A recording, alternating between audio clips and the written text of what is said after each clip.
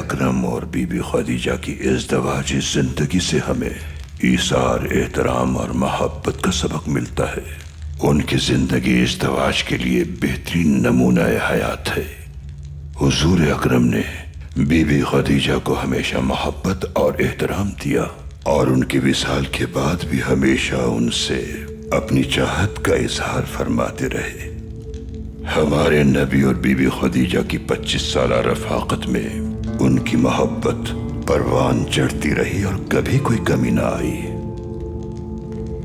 حضرت خدیجہ ہمارے نبی کی بہترین رفیق حیات اور دوست تھیں۔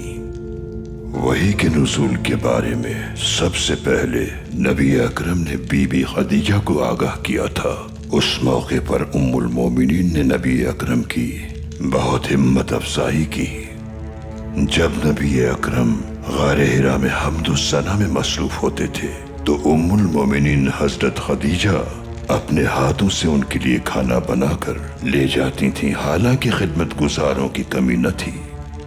جب حضرت خدیجہ کی تشریف آوری کا وقت آتا تو حضور غار حرا سے نیچے آ کر ان سے ملاقات کرتے، کیونکہ غار حرا تک پہنچنا بہت مشقت آمیز عمل تھا، اس لیے وہ خود نیچے تشریف لاتے۔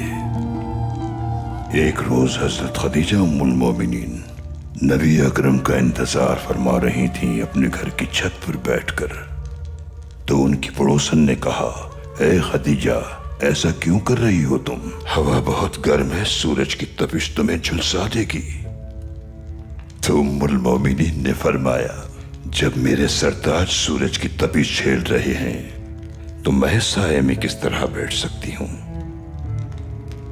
انہوں نے حضور سے اپنی وفاداری اور محبت کا کئی بار اظہار فرمایا اور ہمیں اپنے عمل سے محبت کا مطلب سمجھایا۔ حضرت خدیجہ جو حضور کی شریک حیات اور دوست تھیں، ان کے وصال کے بعد نبی اکرم بہت اداس اور رنجیدہ ہو گئے اور اس سال کو عام الحزن کا نام دیا۔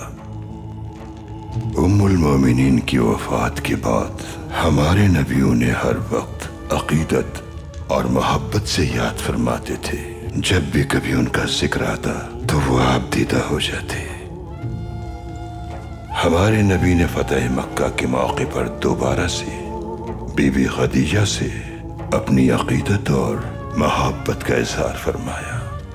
وہ مسلمان جو اپنی زمین چھوڑ کر بے گھر ہو گئے تھے، اس دن وہ مکہ کے فاتح تھے۔ جب ہمارے نبی صلی اللہ علیہ وآلہ وسلم نے مکہ فتح کر لیا تو وہ حضرت خدیجہ کی تربت پر تشریف لے گئے اور بہت گریہ کیا۔ صحابہ کرام نے آپ سے پوچھا کہ آپ کا خیمہ کہاں نصب کیا جائے، تو آپ نے فرمایا کہ میرا خیمہ خدیجہ کی قبر کے پاس لگاؤ۔ انہوں نے ایسا اس لیے کیا کہ حضرت خدیجہ کی تربت ان کی آنکھوں کے سامنے رہے۔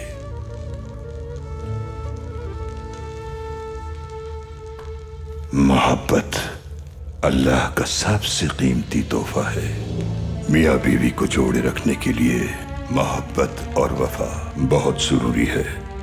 وفا کے بنا کوئی رشتہ قائم نہیں رہ سکتا۔ ایک دوسرے کے لیے برے وقت میں تکلیف اٹھا کر ہر مشکل کا مقابلہ کرنا الفت بڑھاتا ہے۔